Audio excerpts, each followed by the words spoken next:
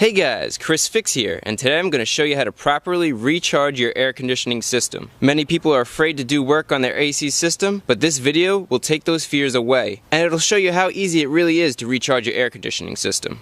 The hardest part of AC work is having the correct tools, so I'll put links to all these tools in the description. Here are the tools you're going to need to do a proper AC system recharge. We have a set of manifold gauges which tell you the pressure of the air conditioning system, which is very important. We also pull a vacuum on the AC system and fill up the AC system through this, so you need to have a set of manifold gauges. Then you're going to need a vacuum pump because we're going to have to pull a vacuum on the AC system. We're going to need refrigerant. I'll explain how much and what kind in a second. And then you're going to need a nozzle to tap the refrigerant. In some cases, you might need a digital scale to measure how much refrigerant you're putting in. And then anytime you're working on the air conditioning system, make sure you use gloves and safety glasses. Because if any refrigerant leaks out, you don't want it to cause frostbite and you don't want it to blind you. With these tools here, you could do a proper AC system recharge. Since you're going to go out and buy refrigerant, you need to know how much refrigerant and what kind of refrigerant to purchase. And to figure that out, there's a sticker located on your car. You can actually see it. It's right here. Usually the sticker is found right in the front on this piece of metal right here, or the plastic trim that covers the metal. The other place you could find it is up on the hood somewhere. You can see there's two stickers there and there. But in this case, we have it right here. And you can see on this sticker it says we're using HFC 134A, which is the same thing as R134A, which is the most common in today's cars. It's better for the environment than the old refrigerant. And it'll also tell you how much you're going to have to add. And you can see here it says we're going to have to add anywhere between 1.26 pounds and 1.39 pounds of refrigerant. So if you convert that from pounds to ounces, there's 16 ounces in a pound. That means we're going to need about 22 ounces of refrigerant.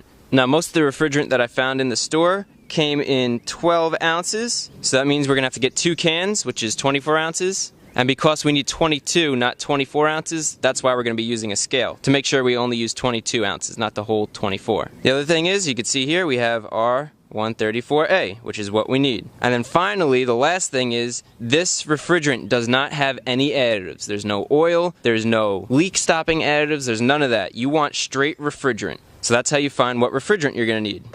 So to charge the air conditioning system, you're going to be doing 2 main things. The first thing is going to be pulling a vacuum on the whole AC system. This draws out any air and moisture that's in the AC lines, the evaporator, the condenser, and the compressor. Moisture will destroy AC systems, so this is a very, very important step. If you skip this step, you're pretty much wasting your time, since the moisture is just going to cause a leak in the future. And the second step is going to be to recharge your system with refrigerant. Pretty simple, so let's begin. So the first thing to do is connect our manifold gauge to the AC system. You want to make sure that all these valves are in the closed position. This side right here is the low pressure side of the gauge. This right here is the high pressure side of the gauge. And the middle is where you're going to pull a vacuum and then add the refrigerant in later on. I want you to note that the low pressure connector only fits on the low pressure side and the high pressure connector only fits on the high pressure side. They're 2 different sizes, so you can't mix them up. You can see here, here's the low pressure side. And then we look over here, right down in here. This is the high pressure side. It even has an H on it. And if we take our low pressure hose and we try to connect it, it just doesn't fit at all. Same thing if we take our high pressure hose. It's just way too big and does not fit on it. So you don't have to worry about mixing those up. To connect these adapters, you just push down and slide it over and then let go. And we're going to connect our low pressure, which is this blue line, to our low pressure port right here. Make sure it's in there good. Get our high pressure line here, which is the red, and we're going to connect it right down here to our high pressure line.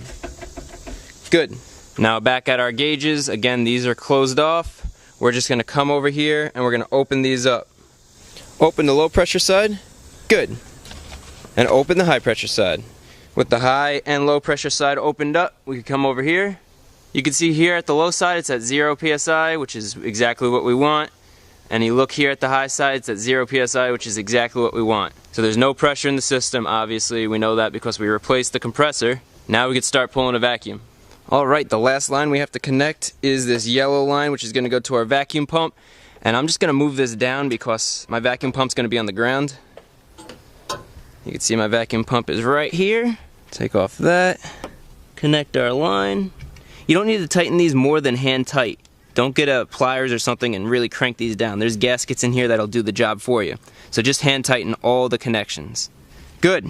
If there's any refrigerant in your system, make sure you go to a garage and get the system professionally evacuated so you don't let this gas out into the atmosphere. This refrigerant is pretty nasty stuff, so be environmentally responsible. So now that we have everything connected, these are still in the off position. We have our low pressure line connected securely, that's opened up. We have our high pressure line connected securely, that's opened up. And then now we have our yellow vacuum line connected securely. Let's go turn on the vacuum pump. Okay, so I'm gonna go turn on the pump. We can see here nothing has happened yet. I'm gonna open up both of these valves and you're gonna hear the pump work, and you're also gonna see this get sucked down.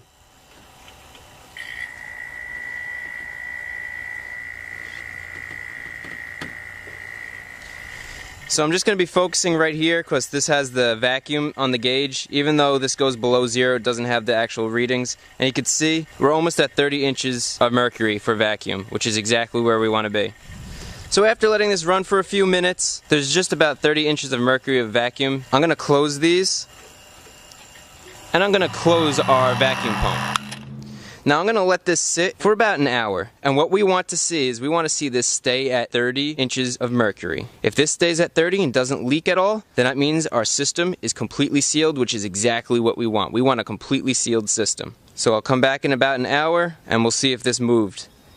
Okay, 1 hour later, and this looks pretty much identical. It looks like nothing at all leaked out. This is great. It means our job was done correctly, and we have no AC system leaks anymore. Now that we know there's no leaks, we want to continue to pull a vacuum for 45 minutes.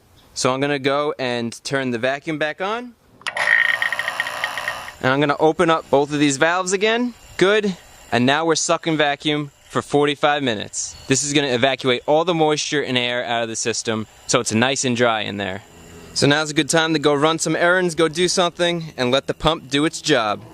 Alright, it's been 45 minutes and everything is looking really good here. So what we're going to do is we're going to close off our lines here so there's no more vacuum. Now we're going to go over here and shut off the pump. The next thing we do is add the refrigerant.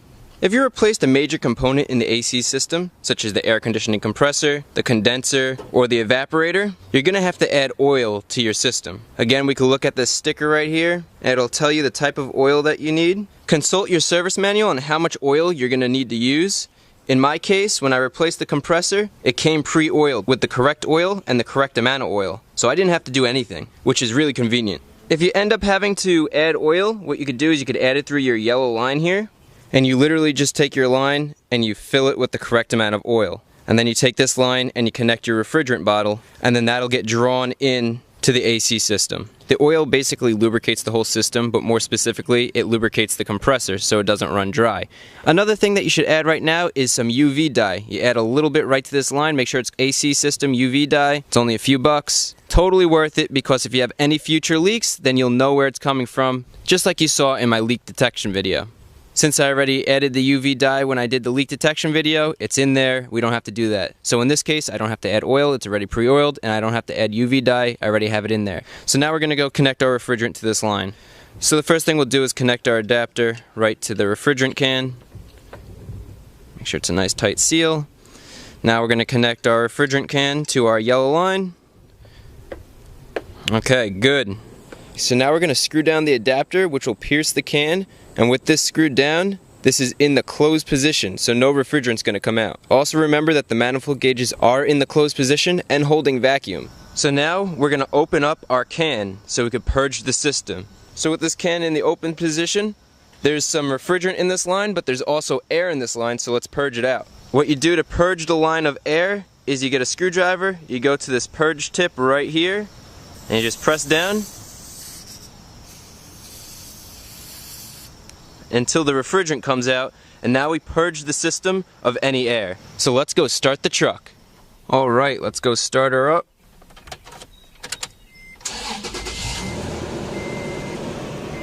We want to make sure that the AC is on. So we're going to turn the fan on to low. AC has to be on. You want to make sure the AC is on because that means that the compressor will kick on when there's enough pressure, and that's what's going to draw in the rest of our refrigerant. Just so we can see the temperature, I'm gonna put this thermometer right up in here. You can see right now it's almost 90 degrees. So with our AC on and our fan on, let's go add the refrigerant. Next, open up the valve on the low pressure side of the manifold gauge. Now refrigerant is flowing into the system. I'm going to put this down on a cool part of the engine compartment, but you don't want to put this down on anything hot because it could heat up the can and cause an explosion, which would not be good. Now we just wait for the compressor to kick on. Perfect. It just kicked on, and you can see the low pressure side drop down to about 10 psi, while the high pressure side is slowly building pressure at around 100 psi. This will increase as we add more refrigerant. If we check the compressor, you can see it's clicked on, which is good. Now we just wait for the compressor to suck out the refrigerant from the can. When you think the can is empty, turn it over and give it a shake. You can look at the watch glass to see if any refrigerant comes out. You can see there's still some refrigerant left, so let's wait a minute or two and then check it again. A minute later, I'm pretty sure this is empty. Yep, it's empty. So let's take this off and put a new can on. Remember to close this valve here before you disconnect this can. If you leave this valve open, refrigerant's just going to come out of this yellow line. Now we could close this here all the way down so it seals off this yellow hose. Twist the new can on, and now we need to weigh it because we only need 10 ounces out of the 12 that are in this can. So get the can on the scale so it levels out, and you can see the can weighs 20 ounces exactly. We want to add 10 more ounces to the system since each can is 12 ounces, and we already added one can so far. I'm going to open up this can on the scale, and now we need to open up the manifold gauge on the low side to allow the refrigerant to get sucked in. I don't want the refrigerant to spike and go all in at once because it could turn to liquid and damage the compressor, so slowly add the refrigerant. After a little, we could open up the valve the rest of the way to get the can down to 10 ounces. Alright, we're almost at 10 ounces, and I'm going to close this valve up. So you saw it go down to 10 ounces. That's 22 total ounces, and the system is completely and properly filled. Now let's remove the manifold gauge. Both the high and low pressure valves on the manifold gauge are closed. Next, let's shut off the high side valve, and then pop that off. And let's shut off the low side valve, and then pop that off. Make sure we screw our caps back on to protect the Schrader valve, and it also helps seal the system. Good. And good. And we are done. Alright, so that's how you charge an AC system. Let's go check out the temperature real quick. Look at that. 42 to 43 degrees in there.